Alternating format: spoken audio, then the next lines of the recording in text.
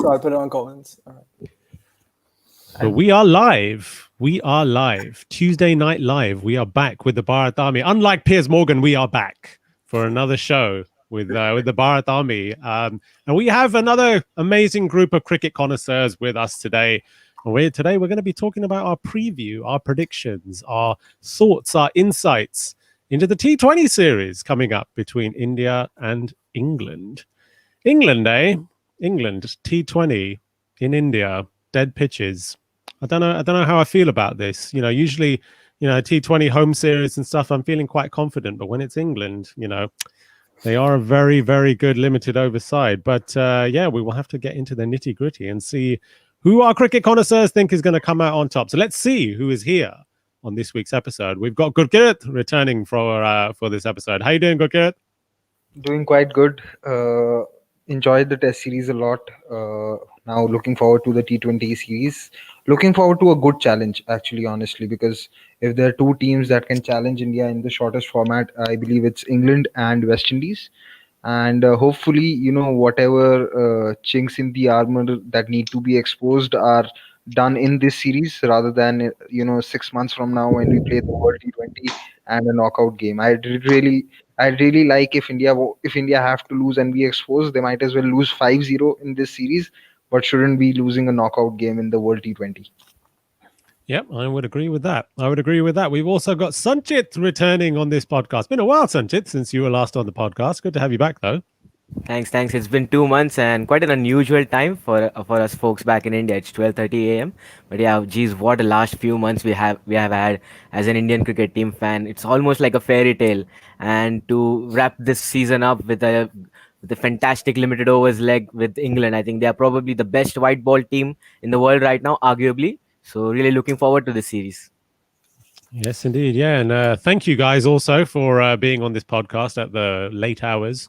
I'm usually in bed by like 9 o'clock, 9:30. So, old people, we get in bed early. We've also got Dia joining us on this podcast as well. How you doing, Dia? Hi, I'm doing great. Feeling a bit sleepy, but yet excited to talk about this test, the T20 series that's going to happen.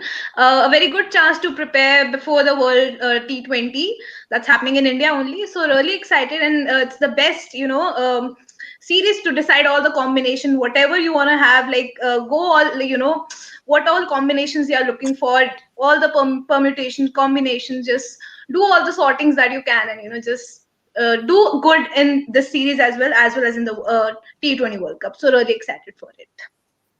Yes, indeed. Excited we are. And we also have the returning man, myth, the legend. It's Ahan. How you doing, Ahan? You okay?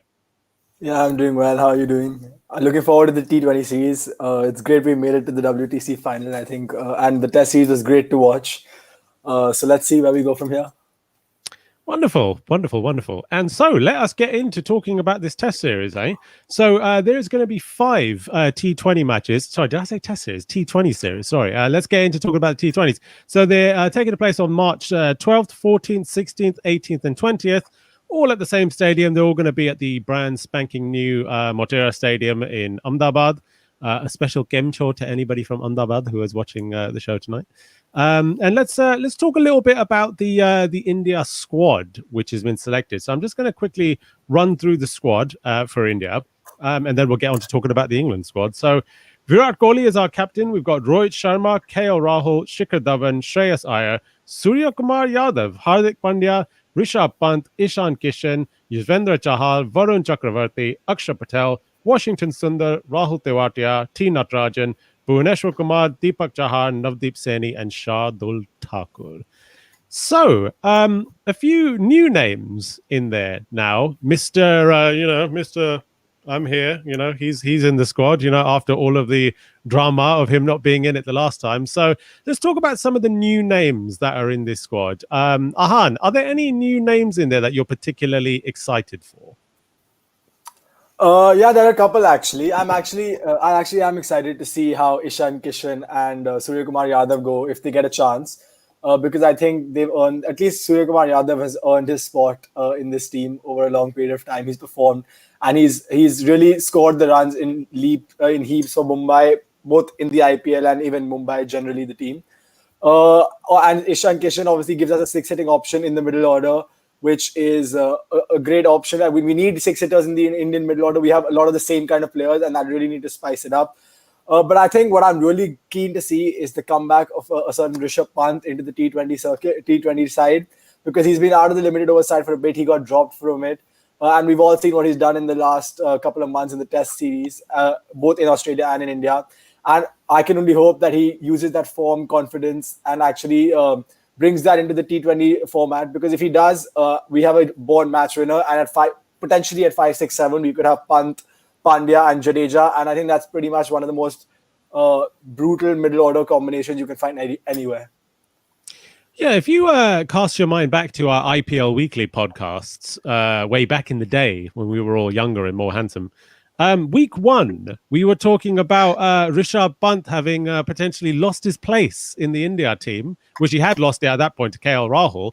And Sanchit, there was some guy called Sanju Samson, I think his name was. Was that his name? I can't remember who we were saying. Is this guy the replacement for Rishabh Pant? That didn't work out because Sanju Samson is now nowhere to be seen in this team. Yes, exactly. And I actually have a different view about all of this. I know that for sure Ahan is not going to agree with me, but I feel it's unfair that Sanju Samson was dropped after the Australia T20 series, but mainly because of the reason that the team management actually gave him that particular role for him to be that sort of a firepower in our middle order, and which actually worked in our first 2 wins in that T20 series, which got us over the line after the brilliance of Pandya. So I believe that Sanju was there with a certain role, and to drop him after such a good series, I believe that he didn't do much wrong except for one or two dismissal. The way he got out, that was quite questionable. But to drop him after those 2 games, I feel it was unjustified. But with the addition of Rishabh Pant coming back in and Ishan Kishan, I think that if there is more competition, it's always better for the team. So really excited to see how it all unfolds. Yes, of course. And Rajasthan Royals cult hero Rahul Tewatia also makes it into the team. I'm sure you're very happy about that.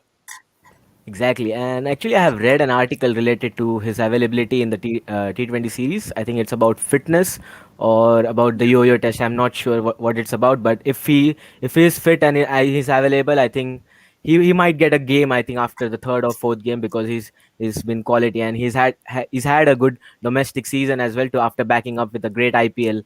So if he gets his chance, I think it would be really impressive as a Rajasthan Royals fan, because we don't get to see RR players playing for India quite a lot. So if he gets a chance, then hopefully that's going to be a good case for us. Yes, wonderful stuff. Gurkirat, what's your thoughts on some of these new names that have come into the team? Uh, Without a doubt, really happy to see Pant back in the squad. He should have always been in the squad, but it's good that he's back in. Good to see Suryakumar Yadav back in as well. Uh, Happy to, it's an interesting. There have been 3 other interesting picks. Tewatia makes it to the squad. Akshar Patel is in the squad, and so is Ishan Kishan. I think Tewatia's selection is to do with him bowling leg spin, because we don't have a leg spin bowling all rounder, which a few teams have currently, and that provides that extra bit of balance when if the team needs. So I'm happy with most of the changes.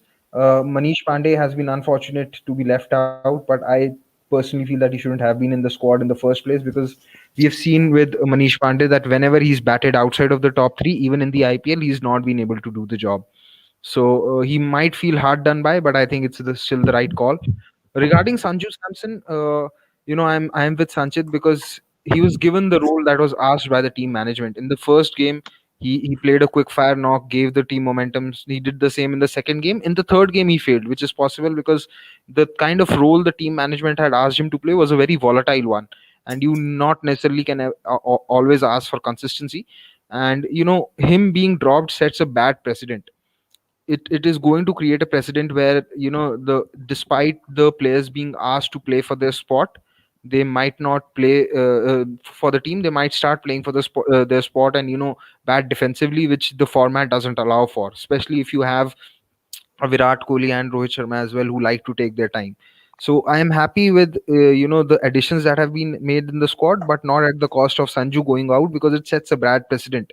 It puts a lot of pressure on Ishan Kishan as well, and it puts a lot of pressure on Suryakumar Yadav as well, because I don't think the top three is going to change. It is only the battle for for the number four. And if everyone is going to get 3 games, I'm afraid that you're not going to find anyone consistent enough to sort of nail that spot. And let's not forget, there's also Shreyas Iyer who's in the waiting. So with all the additions, there comes a lot of pressure on Shreyas as well. And we saw in the three T20s in Australia, he was dropped for one of them. The team management didn't bat him at 4 because they also realized that he lacks the game to start and go and hit from ball one, because he's also essentially a top 3 player.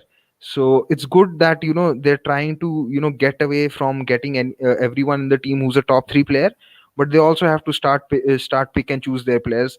Another thing what makes the addition of uh, Kishan, Pant and Tewatia good as well, because that in Australia our team struggled against Zampa and Swepson. Both of them were right arm wrist spinners, and we didn't have a left hander in the middle order. And with Jadeja missing, it's very essential that these two players play. And that is why I feel that despite all the talk about Shikhar Dhawan and KL Rahul, Shikhar Dhawan will play, because he's also a left-hander, and he sort of ensures that when Rohit opens, teams do not bring in a spinner straight away who takes the ball away from Rohit, because then there is Shikhar Dhawan to counter that threat. So Shikhar Dhawan I genuinely see playing. I see Pant at 5. Who plays at number 4? I think is going to be a choice of musical chairs. Probably they'll start with Iyer, then they might shift to Sky, and then or they might shift to Kishan. But it's definitely going to be a musical chairs, which I'm not sure is the best way to go about it, considering the few number of T20I games left before the World T20. Yeah, we just got a comment coming from Naresh saying, "But is this the last opportunity for Shikhar Dhawan?" Ahan, when Gurkit was discussing Shikhar Dhawan, I saw you shaking your head a little bit there. Yeah, I don't think he's going to start. I don't think he's going to play. Rohit Sharma is a sure shot, and Virat Kohli will play at 3. And I just think it's kind of now widely accepted within the Indian circuit that KL Rahul is one of the best T20 batsmen we have, and he's the highest ranked Indian T20 batsman as well. Because I mean, of our top 3, he's probably the most suited to play in the T20 format.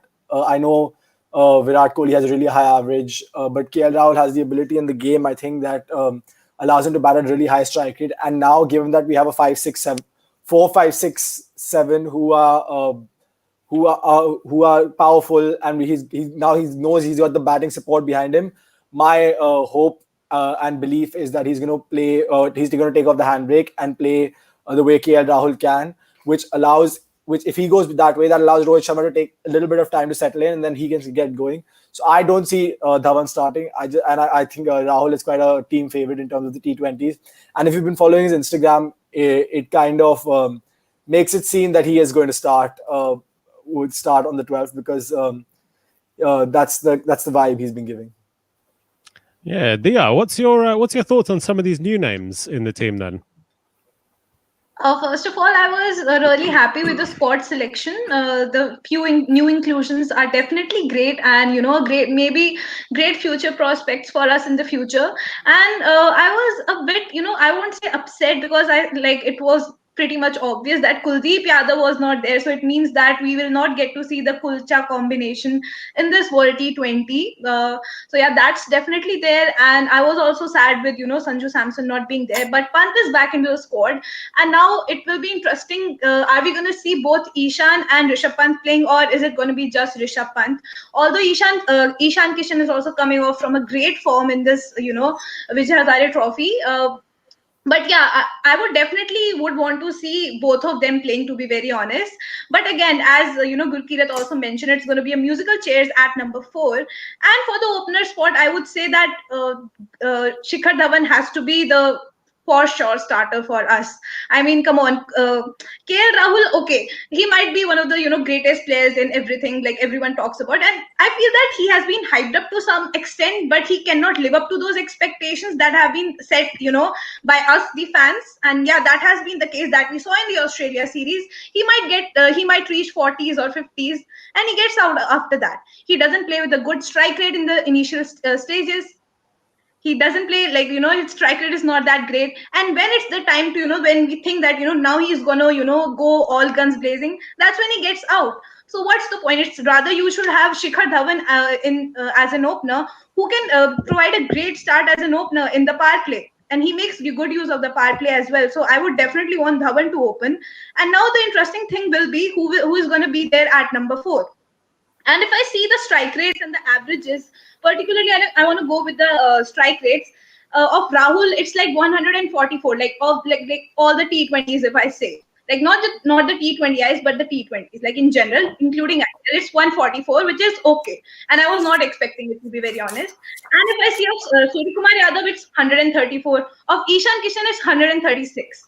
So if we see, it's quite similar, and I don't see any player in this team that has a strike rate of above 150 or 140 who stands out for me. So if we see this entire lineup, their strike rate is very much similar. So do we have that player who can step up and perform in the way that we want, that the way West Indies team does? They have got such good strikers of the ball, something that we also need in our team. And apparently, I can just look at the stats as of now.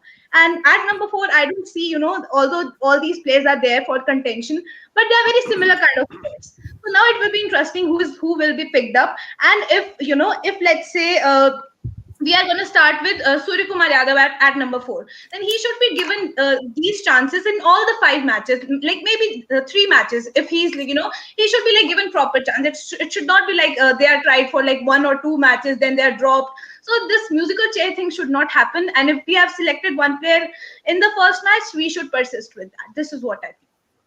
Well, we just had a comment come in from Kaushik Ram there on the screen. As you can see, he's saying Dhawan is a good opener for ODIs only. Keeping the T20 World Cup in mind, it's best to go with Rahul as a T20 opener. Ahan, you want to come back on that? Yeah, I actually completely agree with Kaushik in what he's saying, and I just wanted to bring taking some inspiration from yesterday, the podcast yesterday. I think I'm going to bring out some stats from what I've seen. So KL Rahul, according Dia said, was overhyped and by all of us fans. KL Rahul is currently the number 2 T20 international batsman in the world. Shikhar Dhawan is 120 is number 22. Sorry.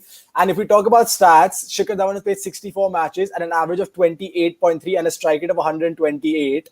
KL Rahul has played 45 matches at a strike rate at an average of 44 and a strike rate of 145. So he's striking at 17 higher, 17 runs per 100 balls higher, and he's averaging 16 more. So I don't know on what basis and what grounds we're saying that we should take Shikhar Dhawan ahead of KL Rahul, because I think all the stats and all the only thing going in Shikhar Dhawan's favor, according to me, is that he's a left-hander. And that is the only possible explanation to have him in the opening lineup.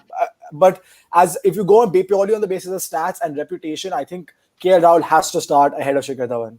Just one point on the Shikhar Dhawan thing as well, real quick, before I pass it on to the others, that with the T20 World Cup in mind, surely Shikhar Dhawan's not going to open the batting in the T20 World Cup, is he? Like, he shouldn't. He shouldn't. Yeah, this is the thing that's kind of confusing about the fact that he's even in the squad. Let's go over to Gurkirat and then we'll go back to Sanchit. What Ahan says is completely right about the T20 international numbers, but if there needs to be some context.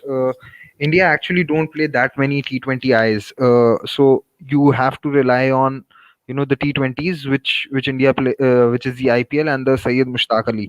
So there, without a doubt, while KL has better numbers, if you look at the most recent numbers, which is the last 2 IPLs, you will see that Shikhar Dhawan is head and shoulders above both KL and Rohit in terms of the striking ability. So I'm fine even if Rahul starts, because I genuinely feel that Rahul has the capability to be India's Joss Butler, but the role has to be defined for him. He cannot be batting the way he batted for Kings 11 Punjab in the IPL, because if he's going to do that, then you might as well open with the Devdutt Padikkal, who also struggles with the same issue. Because if Rahul is opening, then he has to bat the way he batted in 2018 IPL and not what he did in 2020 IPL. And if that happens, then it is completely fair if Shikhar Dhawan is dropped. But if he's Rahul going to bat, the way he did in 2020 IPL, then India is much better off opening with Shikhar and Rohit, which sort of matches up brilliantly, because you can't bowl left arm spin or leg spin, to which Rohit struggles, and ask Shikhar to go hell for leather then. But skill wise, I still believe KL Rahul is better, but he has to start delivering on those skills and be a lot more consistent. A lot of his numbers, which Ahan brought up, will not be as good in the last 2 years if you look at it. Yeah, we just had a comment come in there from Gopal, who said that KL was last year's Orange Cap winner. And Gurgit has a lot of thoughts about that, of which we don't have time to go into on this podcast. Should just mention one stat.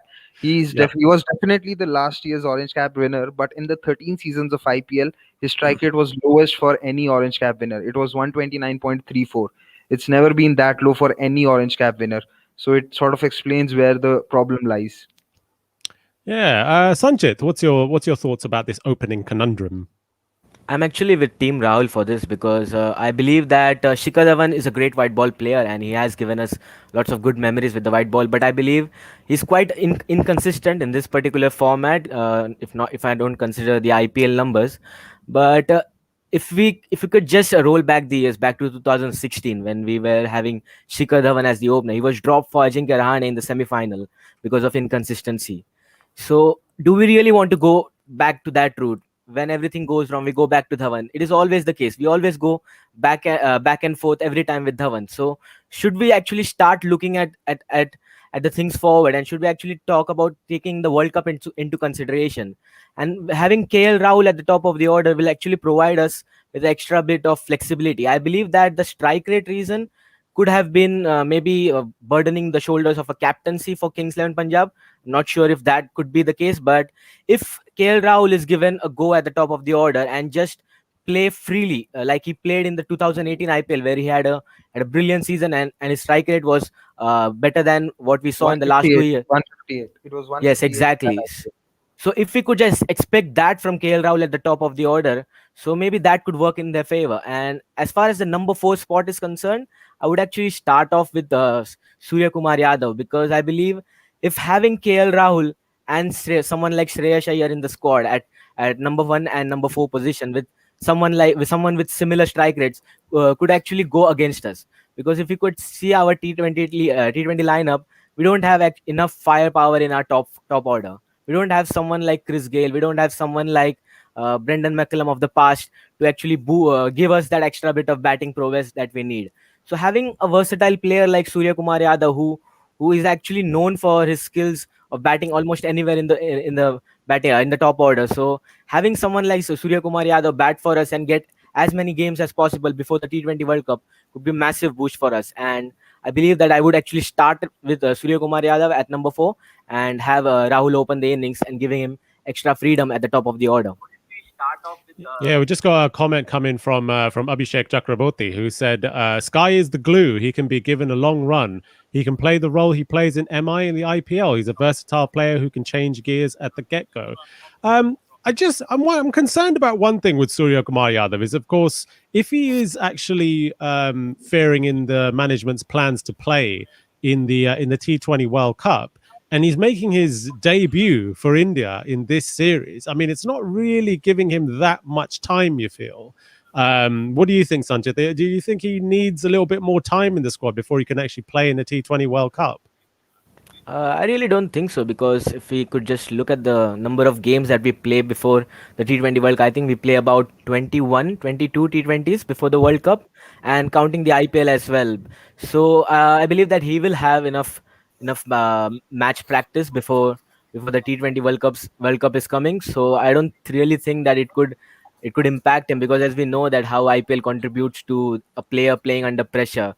So with the given experience that Surya Kumar Yadav has in the domestic circuit as well as the IPL, I don't think that pressure would have to do with anything. He's a fantastic player, and I believe that even 15 to 20 games would be enough for him to make his mark in the Indian team if he's given a proper run. Well, yeah, Dia, what do you think? Surya Kumar Yadav, he's finally getting his time in the sun now after, so much, people calling for him, saying that he needs to be in the India squad. He's finally getting his time, but is it a situation that he has to do well in? Otherwise, it's, it's going to be a little bit hard for him to maintain that spot. Well, I would say that people in India, of course, especially the Indian cricket fans, they just tend to put a lot of pressure on a player like that. We have seen that has been the case with Rishabh Pant as well, and now he has come up all of these ranks, and the pressure is off him, and he just played his natural game, and because he got the backing from his team management at the end, and this is what at the end should matter for a player in the end, that he's out there to play. He should not be caring about what all the Indian fans and everything are gonna say, because we know we are the outsiders and we are meant to say all of that stuff, but it's on the player at the end how he's going to perform in those situations. And again, I would say the same thing for Suryakumar Yadav. I think that the way we all have wanting him to be in the team, and now he's there in the squad, so he must be also feeling that pressure to perform. And I think if he's there in the squad, then he's definitely the sure shot number 4 batsman for us, and he should play his natural game. According to me, it's in India, a great opportunity for him to start off, and I think he loves playing. Because if we see, he plays for Mumbai, and the kind of pitch is similar to what we see in Mumbai. It's like a red pitch, like जिसको हम बोलते like sorry, like the, as we say, the red soil pitch, as we say. So it's similar to what we see in Mumbai. So I think he will be used to these kind of conditions. It's in India, and I think it's a great opportunity for him. If he gets those 5 matches, and if he performs and gives maybe a good 2-3 match winning knocks to us, I think that will be the case for him, and he'll definitely be there in the World T20 World Cup. So I think, yeah, in this, I would say just play his natural game. This is what I feel. Side note, we just had a comment come in from Pete a few minutes ago saying Ashish should replace Piers Morgan on Good Morning Britain. He's a very good host. Well, I'll tell you what, Pete, if Rakesh Patel can, match the pay grade that I'll be getting on Good Morning Britain, then I'll be happy to stay here. Ahan, Suryakumar Yadav, your number 1 favorite team in the whole world, Mumbai Indians, their hero. What do you think of him coming into the India squad? All right, I'm gonna. I feel like this is annoy a few people with what I'm gonna say now, so I'm just gonna precursor it with that. But I think if we're talking about consistency of selection and consistency of backing a player in terms of what Dia just spoke about with Pant, and there's too much outside noise, and we should back the player and see how and give them the long rope. We have to remember the Indian team has invested in Shreyas Iyer for a while. One of the main reasons we did badly in the 2019 World Cup, we didn't have a set number 4. We tried to shoehorn one in 3 months before the World Cup. Shreyas Iyer has been in that role for a little bit of time in both the ODIs and T20s. ODIs, he's been pretty good. T20s, he's been decent. He's not set the world on fire, but he's not been that bad, I would say. So I think if we're talking about consistency of selection and backing a player, I'm not sure it would be fair either on Shreyas Iyer really to let him go and to basically tell him you got to sit on the bench for Suryakumar Yadav because I mean Suryakumar Yadav has been scoring runs since the last tour. Okay, let's say he was not selected in Australia, and then after that they played the Vijay Hazare Trophy. Suryakumar Yadav scored hundreds. Iyer has scored hundreds at a similar amount of runs. So I mean they're both scoring runs. So on what grounds are you going to now justify suddenly? After 2 months after your last T20 series was Sky not even present, that okay, sorry, Shreyas Iyer, you sit out, and instead we're going to play Suryakumar Yadav ahead of you. Yes, indeed. Yeah, we got a comment coming in from Naresh a few minutes ago saying, "At last, Sky has no limits," with 2 big smiley faces. Mumbai Indians fans are making their voices heard in the comments. Gurkirat, what do you think, Suryakumar Yadav? Sanchit spoke that maybe if Sky gets 15-20 games, he will prove himself. The point is, with the talent pool that India has and the number of players that are competing for a single spot, 15-20 games is a luxury. I'd say even 5 games is a luxury at this stage because there are too many players vying for one spot. In fact, if you see the selection pattern over the last 4 or 5 years, it's not been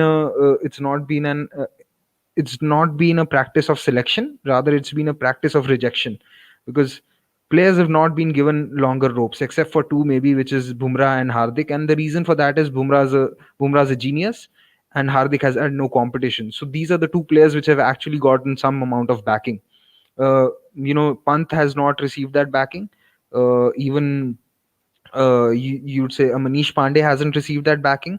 Ambati Raidu didn't receive that backing. So a lot of players did not receive that backing, and it will remain to be a luxury, I think, especially in the T20I format. With Test, we are seeing that players are able to gradually, take up that level in Test because they are playing a lot of A cricket for India A cricket, so they are more ready. But I don't think in T20s any player is going to get 15-20 games. Max is it's going to be somewhere between 5 to 10.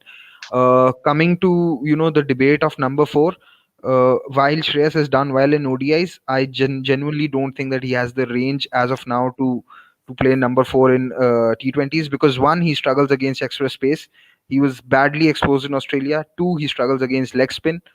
Three, even if we look back at the present IPL, in the final he was 39 of 30 and he couldn't accelerate from there on and just scored 50 of 65. Usually you see that one, if a player has batted 30 balls and has gotten himself as set, he tries to increase his scoring rate by double if not more, and he just couldn't. He went at the same scoring rate. So India need to realize if they are backing the players with the right skill set. Where Sky is probably ahead of Iyer is the way he plays spin. There was a game in the last IPL where Sky did his celebration just after the selection, which was against RCB. I remember Mumbai promoting two left-handers to counter Chahal. One was Ishan Kishan, the other was I think he got Ishan Kishan out and he got Quinton de Kock out, who were supposed to take down Chahal, but Chahal was able to dismiss them. Suryakumar Yadav instead played 12 balls, from Chahal and scored 20 runs. So it showed that he took down the bowler who was who was a very unfavorable matchup, and he showed that range when he hit him over covers for a six and then swept him. So that is how you identify someone who can be, who can play that role at number four. Having said that, I also have reservations regarding Sky's game against pace front of the wicket, because whatever Sky does against pacers is behind the wicket. So if the bowlers are going to focus on bowling full to him, does he have that range to play in front of the wicket? So these are the few questions that the management needs to realize, and it is not necessary that they are going to find the answer for this in the games that they are going to play, because sometimes, as we have seen with a lot of players, if we if we saw Akshar in this series, when a player is making his debut and he's not been studied enough by an opposition, the first series can be pretty much a lottery, which was the case with Akshar Patel. It was also the case with Ajanta Mendes in 2008 when Indian batsmen didn't know what to do with him. So it's going to be a very tricky way and a tricky route, and unfortunately there is no one right way, because you have to follow domestic cricket as well and identify what is the respective strengths of each and every player and what is the gap or plug you're looking to sort of fill up. Are you looking at a number four as someone who's a spin basher? If it is, then Sky is your solution, because you're playing the T20 World Cup in India. However, if you're looking at a number four who can smash pace, then even probably Sky may not be your solution, and you might have to look for a Nishan Kishan, or you might have to play, you might have to move KL Rahul at four because he has that skill set. So it all comes down to what is the kind of skill set you are looking for, because all these players are some way all deserving of that number four spot, but the team management needs to realize what is the skill set that they're looking for. Well, I tell you what, our Bharat Army comments are all over the shop with this debate. So Robbie said a few minutes ago, rest Virat Kohli, play Iyer is a nice shout. Play Sky and Iyer together, which could be a very interesting idea. We've also got Afzal, who's saying, Iyer doesn't provide you firepower at four. Sky and Kishan can score quickly. So we've also got some love coming in down there. So everyone's kind of got the views are all over the place a minute with this Sky debate. Let's give the last word to Ahan, and then we'll move on. And also, we've just had one very angry comment come in from somebody called Amanda Hayden, who supposedly is Virat Kohli's #1 fan in the world, saying no resting Kohli, no, not doing it. By the way, Ahan, go for it. Just before Ahan begins, I want to add something on Kohli. Kohli actually also needs to work on his T20 game. He was pretty disappointing in this IPL. Couldn't take down Maxwell, for Glenn Maxwell of all people. I mean, you genuinely expect someone That's like why he Virat. bought him. because we saw what Kane Williamson did. I have no problem. I think Kohli is genuinely the best anchor that is there available in the T20 format, but he has to start batting like one. He cannot be just rotating strike against somebody like Glenn Maxwell. That should be a crime in T20s. It is Glenn Maxwell. It was not some Adam Zampa or some other bowler who he got stuck against. So I think maybe Virat Kohli also needs to revisit his plans and see what is the best that he can do. Yeah, Ahan, go for it. No, what I just wanted to say about the whole thing is that if I think if we're after 3 games, if we manage to win like be 3-0 up, I could see them resting Kohli and Rohit for a couple of games and basically make it a straight shootout between Sky and Iyer and see who does better between the two of them, and they get the role. But I think when it comes to Sky and I think some people said this in the comments as well earlier that and as Gurgeet has also spoken about, it's been a practice of rejection, not selection. So I mean, Shreyas Iyer has had the backing. He's done decently, right? And we are all hoping and assuming that that Suryakumar Yadav and even Ishan Kishan to some extent can bring their IPL and those the IPL and low level cricket stats and games to the international level. There is no saying that they will be able to do that as quickly, because let's not forget that the T20 World Cup is in later this year. So I mean, we are hoping that they are going to be able to.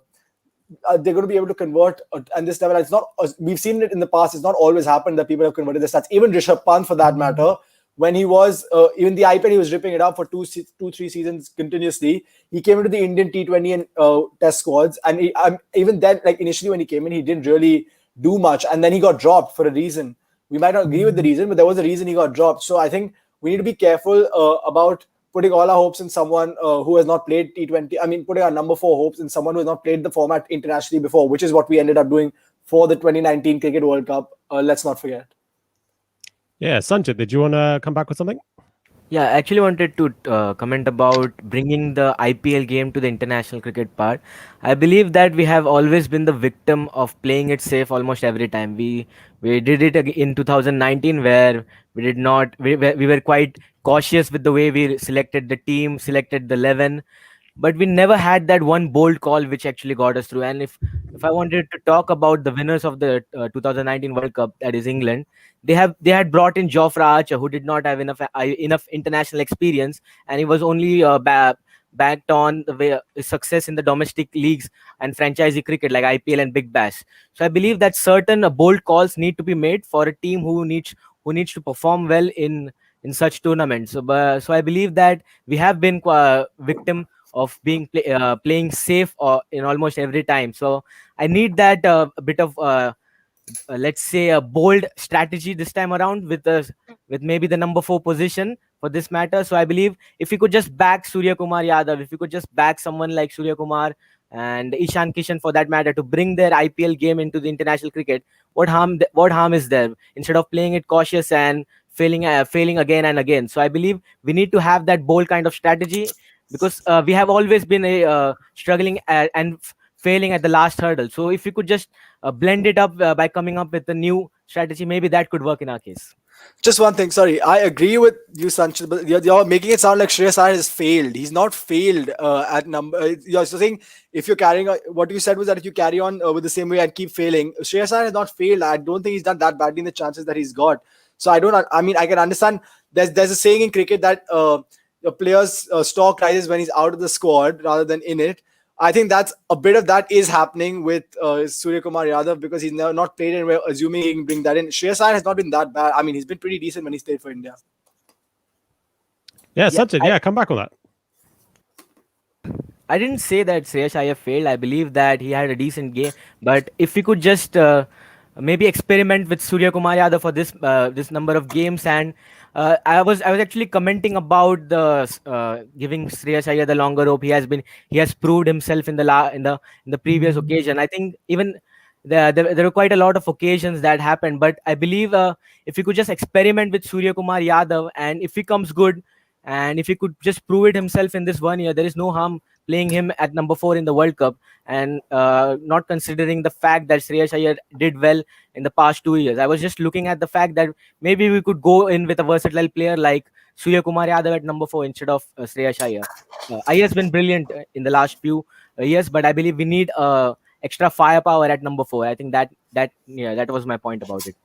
Well, I'll tell you what, you talk about firepower there, and there is one name in this lineup of people in this T20 squad who is nothing but firepower, some might say. Some people enjoy being right. I don't. I enjoy being wrong. I love being wrong because it allows you to learn new things. So I would like to go on record on this podcast and apologize unreservedly to Hardik Pandya, who is a guy who I absolutely could not stand at one point and thought that he should be nowhere near this India squad. And he has completely turned that around and turned into one of the most special players in the team. So I'd like to take a moment to just appreciate the player that we have in this team and how important he could be for the T20 World Cup. So, Dia, let's start talking about Hardik Pandya and how special he is actually turning into. Well, I would say India always needed that fast bowling all-rounder, first of all. But as we know, since the time he's not bowling, his batting game has, got better only. So is it good for us or is it bad for us? Like, if we see the Australia series, definitely the way he came, like the firepower with which he came, and the match-winning performances that he gave was good to see. But I would like to see an all-rounder in him, and it will be interesting to see if we're going to see him bowling this time or not. And I feel that the variations also, if we see his bowling, although at times he tends to leak some amount of runs, but his variation somewhere or the other gets us, wickets as well in the middle, which is very important. So as a batsman, he has definitely a greater role to play. But now it will be interesting to see if he's going to bowl or not. Although we have got two very good fast bowlers in Deepak Chahar, and although Jasprit Bumrah is not there, but yeah, Bhuvaneshwar Kumar is there. Although two very good death bowlers and good opening bowlers are there for us, fast bowlers. But now it will be interesting if we are going to see Hardik Pandya the bowler or not. And again, T20 is a kind of game that is very fast paced, and I think that in this entire team, Hardik Pandya is that kind of a player, who gives us, those runs that we need in the death maybe. And if let's say, because the team combination, if we see, as we all were talking about the strike rates and everything, is Hardik Pandya in the end, who has had a brilliant IPL, was so good in the Australia series as well, and has proved his worth in the team. And I think he should definitely be there. The way he takes on the spinners, the left-arm spinners especially, and now the fast bowlers as well. So yeah, it's very good to see the way he has upped his game. But now it will be interesting if he's going to bowl or not, and how he's going to bowl. That will also be one interesting thing to see. And there is Akshar Patel in our team as well, another all-rounder. And it's his home ground as well, and the kind of form that he's coming in with, it will be interesting to see if you're going to see him as well in the team or not. And knowing one thing, I wanted to mention that David Malan, we all are thinking him to be a greater threat, and I've seen that he had a lot of issues with spinners, especially the left arm spinners. So David Malan being one of the threats. So it will be interesting. Are we going to see Akshar Patel, the left-arm spinner, in the team or not? Because we all know that the kind of, the player David Malan is, and he's going to be a greater threat to us as an opposition. So in order to get him out, one of his weaknesses is definitely against spinners, especially the left-arm spinners. So maybe we can have him in the team as well. And of course, there is another all-rounder, Rahul Tewatia, as a leg spinner. But still, I think we still need to give him some more time, and we have got better players than Rahul Tewatia and the team, who can make into the squad, into the playing 11. So yeah, these two all-rounders have a great thing, and I think Akshar Patel is also a great prospect for us. It will be interesting if he's going to bowl well or not. His T20 stats as a bowler are not that great. So that's also one thing to be mentioned. But yeah, well, Lord knows form... as well that English batsmen are pretty terrified of Akshar Patel right now. But we will get on to the spinners, and we'll get on to the English weaknesses. Gurkirat, what's your thoughts on Hardik Pandya and the player that he is morphing into? I think after Jasprit Bumrah, he's the second most important player in the T20 squad. And even if he doesn't bowl, he makes the side as a batsman. purely as a batsman he can play, because what he can do right now is something which a lot of Indian players can't do it. The top three definitely can't do it. Probably a Pant can do it, and so he plays even as a batsman, even if he doesn't bowl. Which is what something I was saying, that India can also look at a top four where you play Shikhar and Rohit as openers, three Kohli, four Rohit, four Rahul, five Pant, and six Pandya. Or you can also, if because let's not forget that Ravindra Jadeja is going to come back to the squad at some point of time, and he has definitely improved his batting. He's become a proper six and seven batsman, and we have seen with Washington Sundar what he has done. In the Test series, he's shown that batting capability, which also proves that RCB were right to promote him at that point of time when they did, when they received a huge amount of outage, which I felt was completely unfair, because you don't call an experiment good or bad on just basis of one sample. It could have worked, and people would have still hailed it, and it wouldn't have been the right opinion. It failed at that point, and it still isn't the right opinion, because one game doesn't tell you anything. So I think this could also be the series where India sort of try and utilize Washington Sundar, the batsman, because his four overs are very important. And I don't see Akshar Patel playing in the 11 as long as Washington Sundar is going to play, because both of them do a similar job. Washington Sundar can bowl in the power play. Akshar does pretty much the same for Delhi in the IPL, and he does a very good job of it. So, there could also be a possibility that India sort of play Pant at four, Hardik at five, and try Washington at six and see how good he does. Because if he does well at six, it will give India a confidence to play both Jadeja and Washington when Jadeja is available, which gives India a third spinning option, because there is going to be Yuzvendra Chahal for sure. Let's not forget there is Shardul Thakur in the squad as well, who's actually improved a lot since the 2020 IPL. He bowled very well in the 2020 IPL, and I think the highlight of his bowling has been that he stopped bowling those knuckle balls which used to go for runs. So there again a lot of possibilities that remain to be seen, and we know how high on the idea of batting depth is Virat Kohli, because Shardul Thakur was played as a third pacer because he provided that batting depth. And if he can actually improve as a bowler, then I have no doubts, that he could actually make it to the India lineup in the World T20 as a number eight, if he actually, gives the team confidence to bowl those four overs. So the way I see it, I think Akshar will feature, but he will only feature in the 11 when Washington is not playing. And this is a very good chance for India to try Washington Sundar, the batsman, and see how good he can do it, because we've seen that he has those shots. Probably needs to work on that power game, but when it comes to playing proper cricketing shots and finding the gaps, he's as good as any can be. In fact, I'd actually take this bold call and say that his game against spin bowling is better than Ajinkya Rahane's. That is how good he is as a batsman when it comes to playing spin bowling. So he can be definitely tried up somewhere, even as a pinch hitter. India can actually try him as to what KKR used to do with someone like Sunil Narayan. There is no harm to it. It's a move which has all the upside and no real downside to it. Yes, indeed. Yeah, we just had one comment come in from Rajesh saying, Young India, as the panel shows, is so knowledgeable and clear. Well done, everyone. Terrific podcast. Well, Rajesh, as the youngest person on this podcast, I would like to thank you for that comment. Ahan, what are your thoughts on Hardik Pandya? On Hardik Pandya, I think just anything. Just tell me your thoughts. What are your thoughts? What's going on?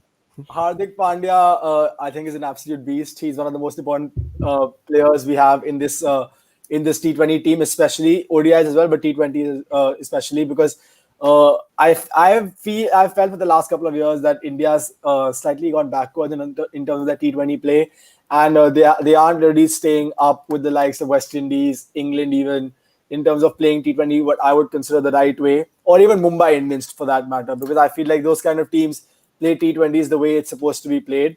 Mumbai Indians are the greatest T20 team that has ever existed in history. I think that is as much as it hurts to say, it's quite probably true. But I think that's why I think Hardik Pandya is really important in that sense. And as I think Naresh said at some point in the comments, they need him to bowl, because if they don't have him bowling, we have 5 options, and that really limits us. But I'm going to go slightly against what Gurki said right now about the Washington Sundar situation. I think what India really needs, if you look at all those successful teams, whether it's West Indies, whether it's England, even Australia for that matter, they bat deep. They bat till 8, they bat till 9.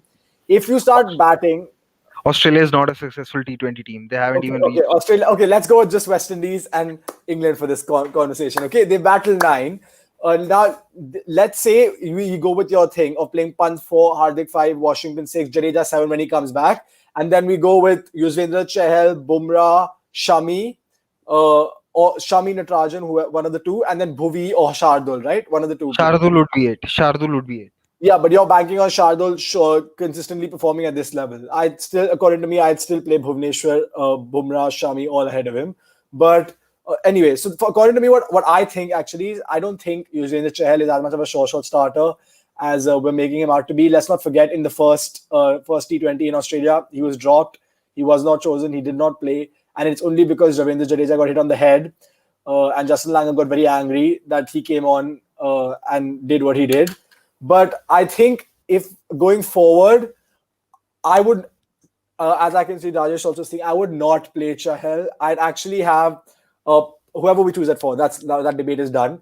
Pant at 5, Hardik at 6, Jadeja at 7 when he comes back. So for the purpose of this series, I'd actually try out a Tewatia at 7 or even Akshar Patel. Probably Tewatia ahead because Tewatia gives you more batting. If Pandya is bowling, I'd play Tewatia at 7 because they can share the four overs between them. If Tewatia is not bowling, if Hardik is not bowling, then I'd play Akshar because he's a more short 4 overs there.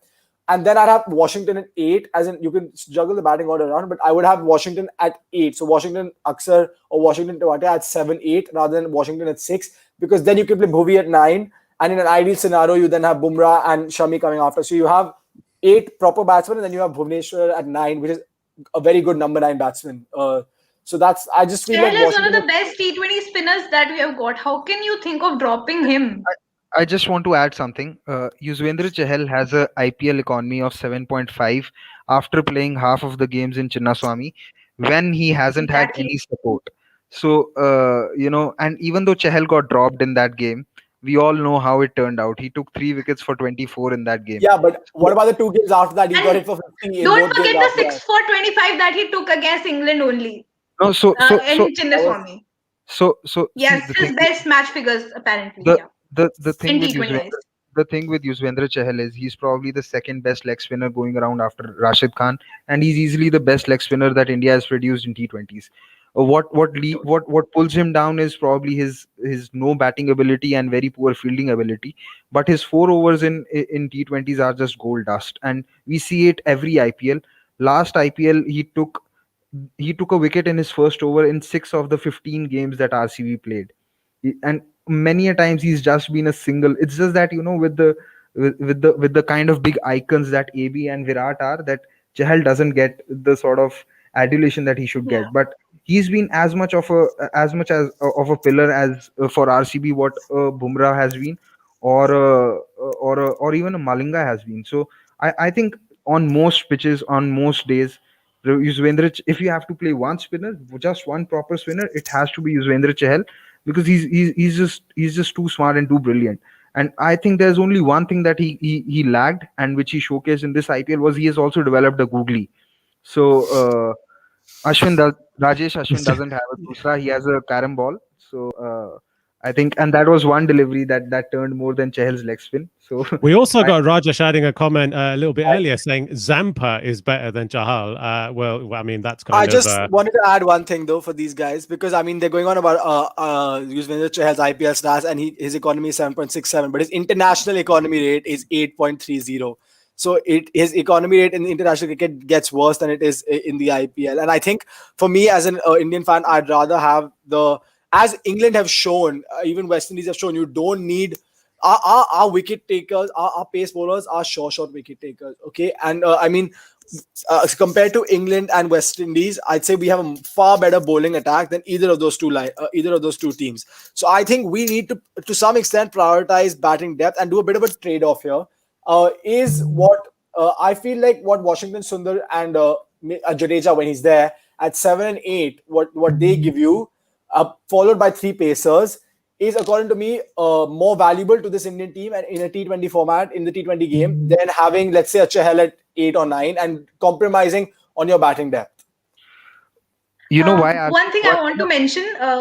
Just let me complete. Then you can add on.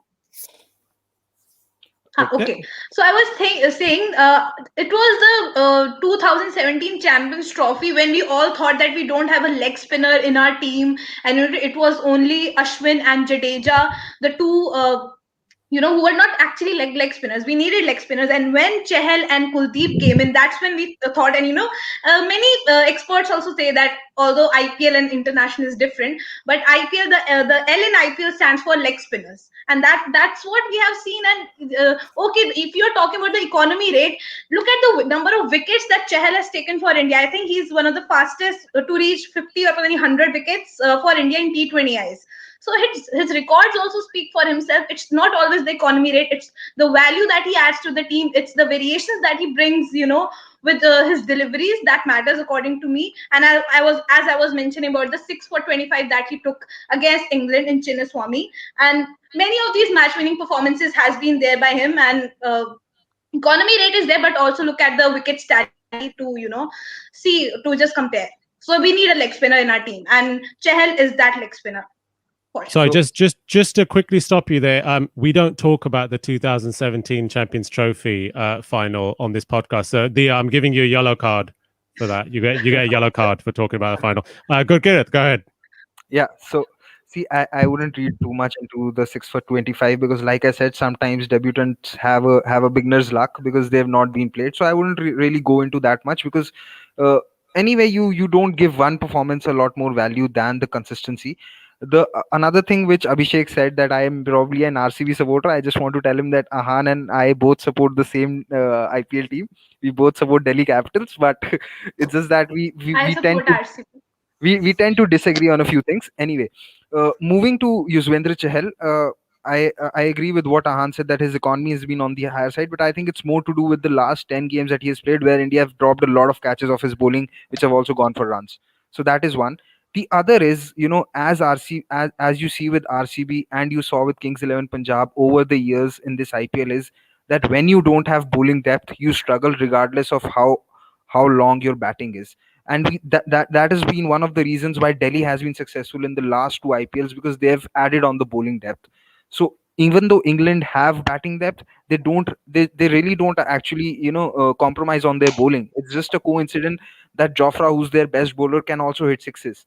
It's just a coincidence that Adil Rashid, who's their leg spinner, has four first class hundreds. It's a coincidence that David Willey, can bowl with the left arm and can still bat and hit those big runs.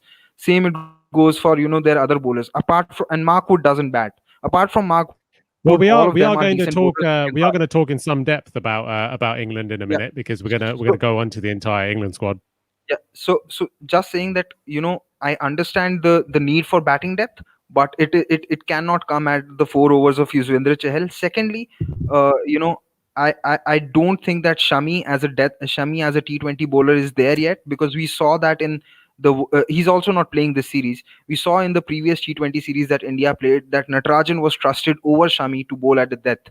So that sort of shows why Shami is not as good as a T20 bowler as what he is as an ODI bowler. So for me, when it comes to the pecking order, it's Bumrah, Bhuvi, Natarajan. Then the fourth pacer is somewhere between Saini and it's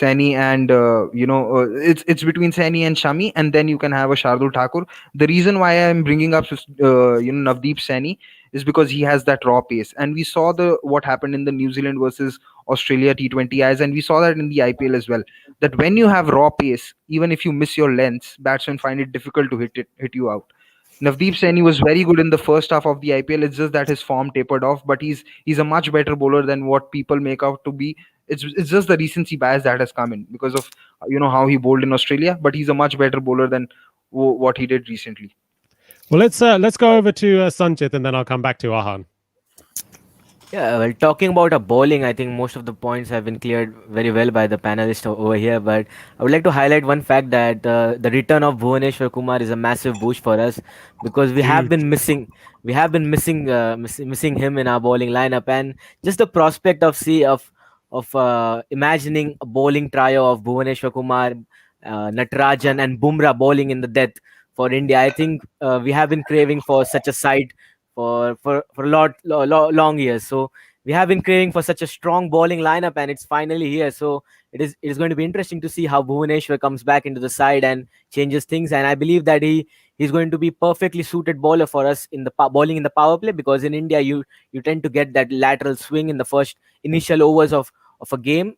So I believe that we have got a power play bowler set, and we could actually save up Bumrah for the death overs. So that is actually massive for us going ahead in the T20 World Cup. And it is also a perfect time to groom Natarajan in the T20 formats. So as I said, that we have lots of T20 games coming up this year before the T20 World Cup. So the Natarajan is only going to get better, and if we could just have this trio ball for us in the T20 World Cup, so I think that's actually a prospective lineup. So really interesting to see how things go ahead, and hoping that it goes well for us. Yeah, lots of comments coming in for the returning Bhuvaneshwar Kumar. I think all of us have a real soft spot in our hearts for Bhuvaneshwar Kumar, and just happy to see him back in the Indian team. Really, Ahan, you wanna finish off talking about the bowling lineup? Yeah, I think just as all of them have spoken, just to make the point about the Chahal thing a little bit more from what my point is. So if you look at both Gurkirat and Sanchit said their ideal three is Natarajan, Bumrah, and Bhuvaneshwar. As in pecking order, would be the top three for them, right? If we say that it's if we take those three as our playing in an ideal scenario, and then we have Washi and Jadeja, which is what I'm suggesting at 7 and 8. Washington is a power play bowler. Bhuvaneshwar is a power play bowler, and he can bowl at the death. Then you can get by with maybe 1 over if you need, or even 1 over each on Natarajan and Bumrah in the power play. If you want to give Natarajan 2 in the power play, you can. And then you have a death bowling option of Natarajan, Bumrah, Bhuvi. You can basically do what Mumbai Indians do and stock up 3 overs of Bumrah for the last 10 and use him as a out-and-out attacking force to take wickets, which is also how Delhi kind of used Rabada. If you give Bumrah that role, and then you have Bhuvi and Natarajan to bowl around him, then I don't think your spinner as a wicket taker becomes that important, because then I think if you look at the period in between which Yuzvendra Chahal operates is between 6 and 15 usually, 6 and 16 sometimes, and on the odd case he'll maybe bowl 1 over near the death in the death. But I think if you build your pace bowling lineup in a way that you play them as your attacking bowlers in the back 10, and then you can have Jadeja doing the holding job, and Washington is a brilliant bowler in the power play. He bowls really, really well up top. So if you give him three overs up top, and Jadeja bowls to the middle overs, and then you use Bumrah especially, but Natarajan also, you can really build a lineup where you can have your batting depth and you don't really lose too much in terms of the bowling. And also coming back to what Gurkirat said last thing, Gurkirat, before about the IPL teams and successful IPL teams, if you look at Mumbai Indians, which is the most successful IPL team, their spin bowling is not as such attacking or wicket taking. They've got Krunal Pandya, who's a stump to stump bowler, which I think Jadeja is a better version of Krunal Pandya, and a much better version of Krunal Pandya. And then their home ground is Mumbai. That favors the fast bowlers. Yeah, I'm not denying that. But if you're building a team for all conditions, India is not playing on rank turners over here. So if you have if you use the Mumbai Indians template and you use 3 fast bowlers as your attacking options, and then you use your 2 spinners to hold the game and not let it go away from you. They do have Rahul Chahar, but Rahul Chahar also they've lost faith in a lot, and he doesn't really he has not been picking up that many wickets. So I think India can follow that template and increase their batting depth while not compromising too much on their bowling. One last thing on this. See, actually, blanked out. I had this thing. So, coming to Mumbai, and will do that to people. Coming to Mumbai, and why you need a leg spinner or a bowlers in the middle, or what also happens with Mumbai is because when they pick wickets in the power play, which they can do when they have a Bumrah, teams don't attack them, and whenever teams attack them in the middle overs with someone like Nicholas Puran did, they also started to panic because they realized that Krunal Pandya will not be able to hold him. Lastly, Ravindra Jadeja, the bowler in T20s, is having a downfall. He went for 3. He made a record of going for 40 runs in 3 consecutive games in this IPL. He got smashed by Akshar Patel for 3 sixes consecutively. What is happening with Ravindra Jadeja is that what his strength is in test matches, that is bowling a particular line and sticking to it, is the biggest weakness for any bowler in T20s because the batsman can line you up. The other thing is when Jadeja plays in Chennai, the ball anyway grips and he's able to get away with he's able to get away with it because the ball stops and turns, and batsmen are not able to line up him. But on true batting tracks where there is not going to be a lot of turn, which we don't see anyway in T20s, he goes for runs. That is why Jadeja is not your 4 overs bowler. If you see Jadeja's record in the last 2 years of IPL, you would be surprised to see there haven't been many games when he has completed his quota of 4 overs, because even MS Dhoni, who has brought him in the setup and has trusted him the most, doesn't trust him with 4 overs. So Ravindra Jadeja is not your 4 overs bowler. That is why I make a case that he should bat at 6. Then you have Washington at 7 and a Yuzvendra Chahal, because where Yuzvendra Chahal is much ahead of, say, Jadeja and Washington Sundar, is that he can actually beat the batsman in the air. And now that he has developed the googly, he can actually double guess the batsman, and it becomes much harder for batsmen to line him up. And he's played only 3 T20 since he's developed that googly. So we need to see how he goes in these 5 T20Is and in the IPL. And I still maintain that regardless of what happens, until and unless India lose a few games, where their number 7 or number 8 hasn't scored runs, Yuzvendra Chahal is going to be a certainty. He is the second best Indian bowler lineup in T20s, and that's a fact that can be backed up with numbers. T20Is, if you see the economy rate of Mohammad Shami, you'll see Yuzvendra Chahal being much better. Natarajan has had too short a career to form an inference as such. Bhuvi is coming back from injury. Even Bumrah is not there. So who do you have as an experienced campaigner? There is only Yuzvendra Chahal. Yuzvendra Chahal is the de facto leader of this bowling attack when there is no Jasprit Bumrah, because there is no one else right now to lead that attack. Yes, One second, indeed. just And one we've thing. If yeah, he was the go ahead. leader, he would not have been dropped in Australia when Jasprit Bumrah was not playing. That was a mistake, and he proved it that in that game onwards. He was the man of No, the match in he, he that took game. he took 3 wickets in that game, but the next two He games he got was hit for 50 runs and didn't take any wickets. Jasprit Bumrah has been hit for 50 runs by Maxwell in India, in Bangalore. So does one game make anyone a bad bowler? It doesn't. There was Every bowler goes for runs. okay. I mean, we'll agree to disagree on this one. Oh, we love to agree to disagree on this podcast. We've got a lot of comments coming in. We got a comment from Amanda coming back in saying, "How much information does Gurkirit's brain store?" That's quite the question there. We're not sure. Scientists are trying to figure this one out. We've also got a comment coming from Abhishek Talwar saying, "Youngster?" Question mark. Don't know what that's all about. We'll have to try and figure that one out. Maybe a little bit of an Inzamam ul Haq reference that for anybody who understands that one. Let's talk about something else for a second, because we're playing against another team in this series, and this team are actually pretty good. They're pretty good. I'm just going to read you out the lineup, the squad for the England T20s. So Owen Morgan is, of course, the returning captain, the World Cup winning captain. We've got Moeen Ali, Jofra Archer, Johnny Bairstow, Sam Billings, Joss Butler, Sam Curran, Tom Curran, Chris Jordan, Liam Livingston, David Malan, Adil Rashid, Jason Roy, Ben Stokes, Reece Topley, Mark Wood, and the reserves are Jake Ball and Matt Parkinson. Now, that batting lineup is quite scary, I think it's fair to say. Sanchit, what do you make of this England batting lineup? I think, as you said it clearly, that is a very scary lineup for any opposition, and I believe that, as I have said earlier, that England are one of the greatest white ball teams you could ever see in modern era.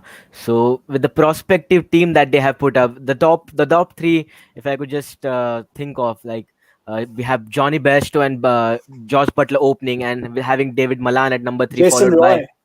yeah, just look at the amount of players that they have in their squad. Yeah. So the amount of squad depth that England has is really scary, and that actually showcases how good of a white ball team they are. But actually have a very controversial take on this related to their T20 form. So I believe that England are better in ODI than T20, regardless of them having hard hitters in their lineup. The reason behind this is they don't have that strike of balance that they actually have in their ODI squad. I believe that tend to try too much in the T20s, which actually leads to their downfall. We have seen them experimenting with David Malan in the last couple of years, even though him showing his potential and even becoming the number one batsman in the world later on. But the problem by doing such things is that we all saw how David Malan starts off his innings. He's actually actually regarded as a slow starter, but then he tends to go on build his innings. So the question is, how will he be able to cope up against India again in India against our spinners? So that's actually a very interesting thing to see. And as we saw in the last tour, they have actually struggled against Yuzvendra Chahal. That might be a debutant luck, but I believe that they are going to struggle quite a lot against our spinners.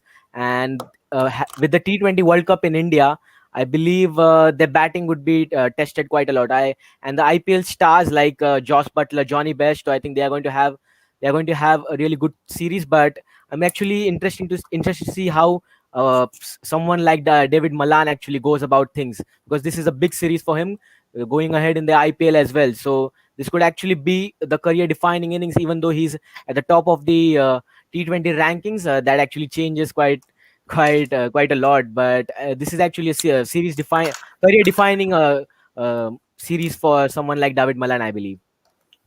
Yes, indeed. Yeah, Ahan, what do you make of the England squad? Obviously, the batting heavy squad that they are, but the bowlers aren't too bad either. I mean, it depends. If Archer's playing, the bowlers are not too bad. If Archer's not playing, they kind of lack a leader, and that bowling attack can be got at pretty heavily. But I disagree with Sanchit to some extent, because I think the best thing for India, if we're being honest, brutally honest here, England are probably a better white ball team than us. And if we want to get the most out of the series, India knows that 160 to 180 games they're good at. They can beat most teams if the pitch is made for a 160 to 180 game, where let's say it turns a little bit, their spinners come into it, they take it. I think if India really want to maximize what they want to get out of this series in terms of World 2020 World Cup like preparation, they should prepare roads, like absolute flat tracks for 5 games, and then try and beat England there, because we know we can do 160 to 180 games. India's weakness in T20 cricket is 200 plus games, 200 to 220 plus games. And I feel like if we prepare good batting tracks that allow England to bat, it will challenge our batsmen also to try and see, because if we figure out a way to win 200 run games against this England lineup, I think we're pretty much covered. We've covered all bases for the T20 World Cup. So I hope, for the sake of the World T20 as a larger picture, we don't prepare like slow turning pitches like Chennai, which we kind of get at the Chepauk during the IPL. Because if we're playing 140 to 160, 170 games, we don't learn anything about this Indian team. If we prepare good pitches, like we would prepare, like if we were to go and play in the UK, that will help us learn. And therefore, I think this team becomes really good. I think the only issue they have is about the mindset that some of their players are going to be in, especially people like Johnny Bairstow, because he was like gone in the test series. So if he can put that out of his mind when he sees people like, if Akshar Patel takes the field coming at him and he can understand that it's a completely different format, then it's good for them. But I also think they have to kind of sort out a bit of a balance of what they're going to do, because if I've heard a lot of people saying that Josh Butler is going to open, but if Josh Butler opens, it kind of leaves them a slight hole at number 6. So if we have Roy opening with Butler, and then we got Malan, Morgan, and Stokes, and then we got Ali and the bowlers coming in after 7. Who is going to play at 6 for them in that lineup? So I have a feeling they might open Bairstow and Roy, and then play Butler at 6 or 5 or 6 to give them the finishing power. Yeah, Dia, what do you make of this England squad then? Definitely, they are one of the very strongest teams when it comes to the T20Is, and I agree to Ahan in this thing that we should play to our strengths. So if we are the home team, we should definitely take the advantage of the situation, and I definitely didn't say have that. flat. I thought you said that we should take advantage of the. I'm adding more context to it by saying that we Okay, should, go on. being a home team, we should play to our strengths, and we should prepare flat roads. And T20 is all about, we should get to see more of drama and action, and that can be done when we get to see the batsmen taking on the bowlers, and that will be very interesting to see. And if we see if we do that, then we are favoring England as well to some extent. This is what I feel, because in the batsmen that England has got, I mean, look at their batting lineup. And according to me, David Malan, as Sanchit was saying, it will be a testing series for him for sure, and we might see him struggling against the spinners, as I was mentioning earlier. But one of the biggest threats, according to me, has to be Owen Morgan.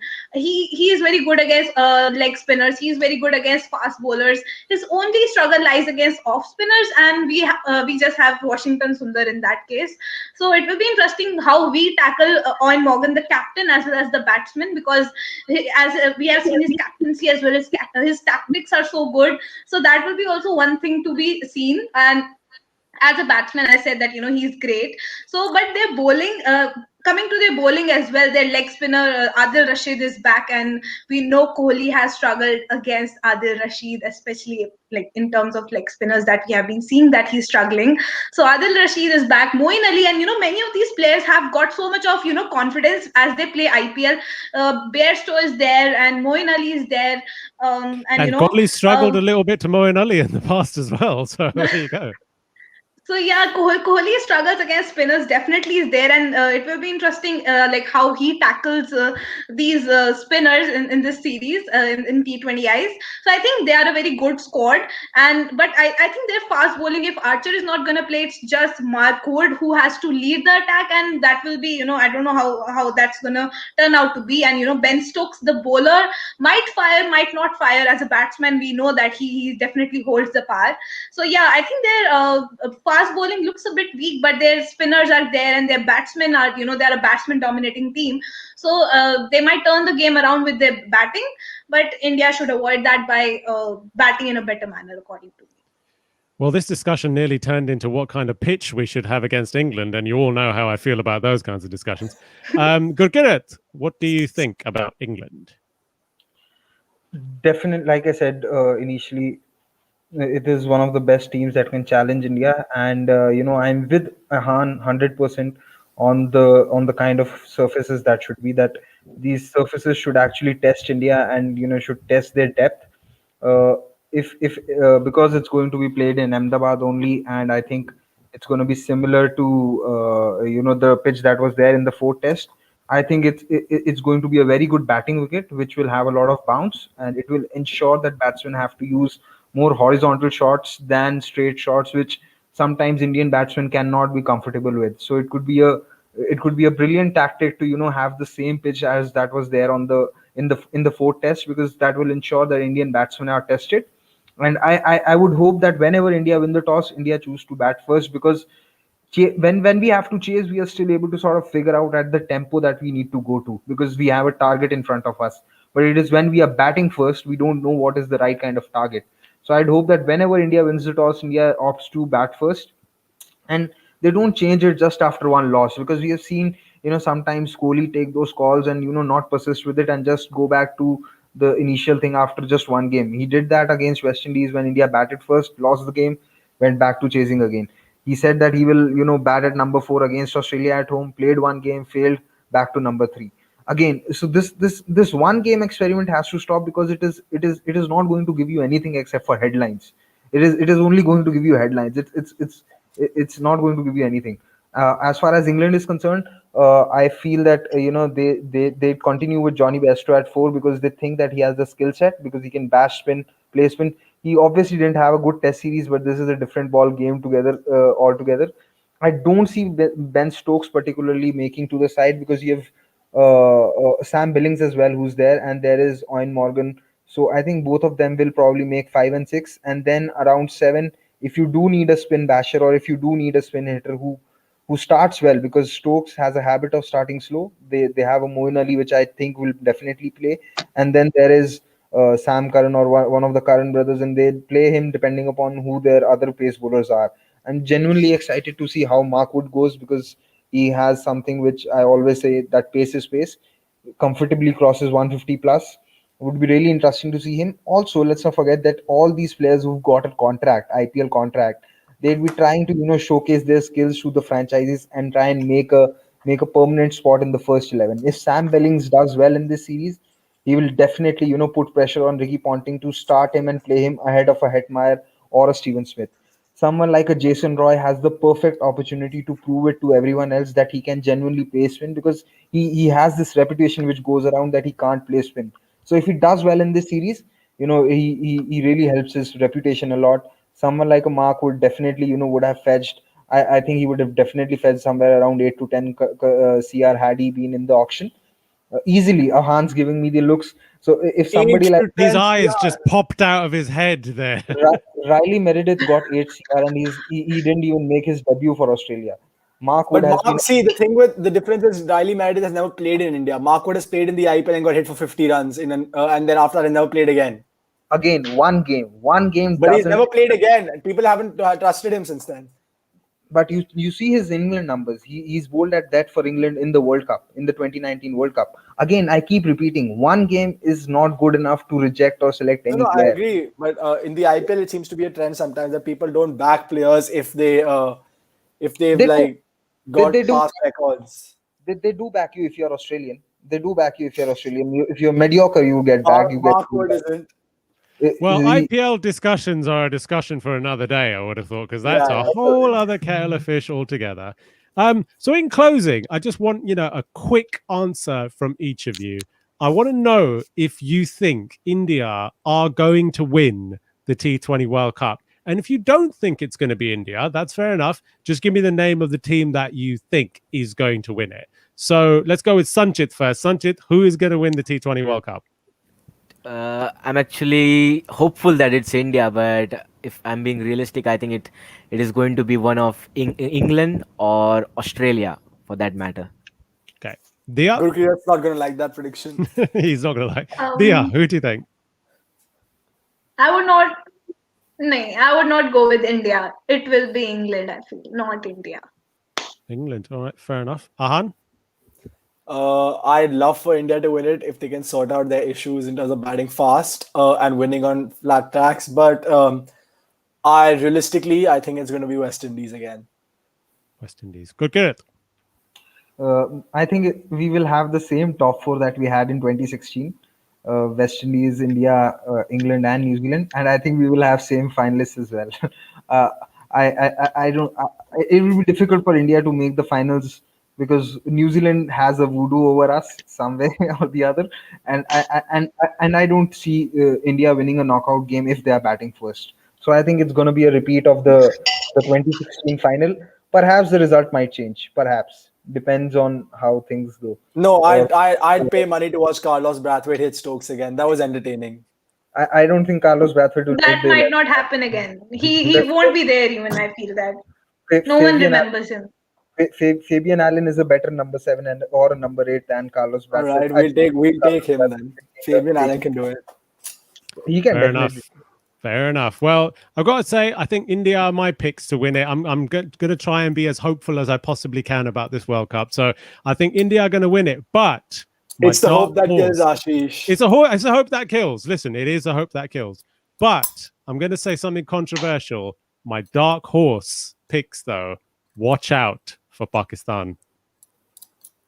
That's all I'm saying. Okay. Right. So When you mention Pakistan, I'm always reminded of that Nasir Hussain line: 1 minute up, 1 minute down, next minute up. That's peak Pakistan cricket. So won't be surprised. Exactly. Yeah, I still wake up in cold sweats thinking about that match. And the down has happened with the PSL being cancelled. So I don't know. Exactly. Signs. Yeah. Exactly. Ups and downs. Watch out for them. Watch out for them. I tell you. Right. Thank you very much, everybody, for being on this podcast. I know it's late back in India, so thank you very much for staying up late with us. Thank you very much for everybody who had some comments coming in for us. Comments were absolutely flying in today. So thank you very much, everybody. And we will be seeing you soon on the next podcast. I'm off to apply for this vacancy that's just come up in my inbox for a job on Good Morning Britain. So, hopefully you'll be seeing me soon in the mornings as well. So good night, everybody in India. And thank you very much for joining us on this podcast. Peace and Jai Hind.